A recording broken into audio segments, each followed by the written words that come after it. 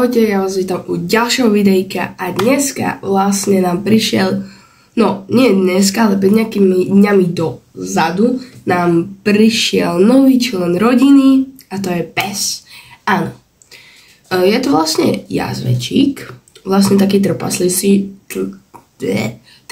jazvečík, ktorý vlastne je úplne maličký a je modrý. Akože môže sa stať, že je čierny, ale on je práve pod nohami. Takže, no, je strašne zlatý, rád skáče, samozrejme, no, nekúš mi ty papíre. No, my si ho ideme ukázať. Volá sa Buddy. Nekúš mi to. Á, náš pejsák. Hodí. Buddy, kúcha. No, náš pes Buddy. Je to malúčky, taký šedomodrý vlastne. Lebo na obrázku bol, že modrý. Ale aj tak sa dá. Takže máme prvýkrát pejska. Samozrejme. Som veľmi rada. Jo. A dúfam, že keď vyrastie, že bude stále malý. Ja si myslím len to. No.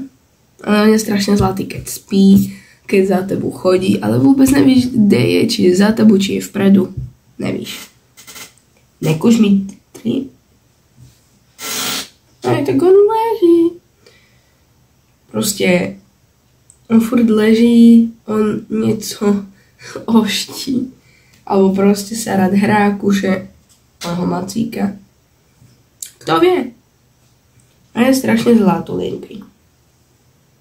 No. Jemnú srdc má. Počkaj, Buddy, na chvíľku, na stôl. On napríklad má, počkaj, takúto kožu.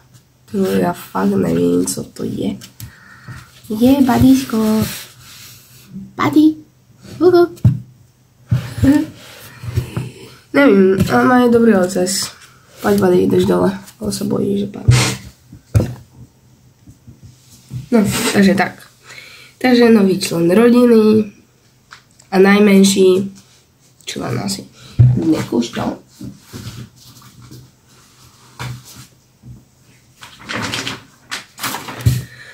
Takže vlastne my máme 4 zvieratá. Škrečka, rybku, morča a pejska. A to je dobré. Ja. Ďalšie video uvidíš dneska a prajem ti pekný zvyšok dňa. Ahoj.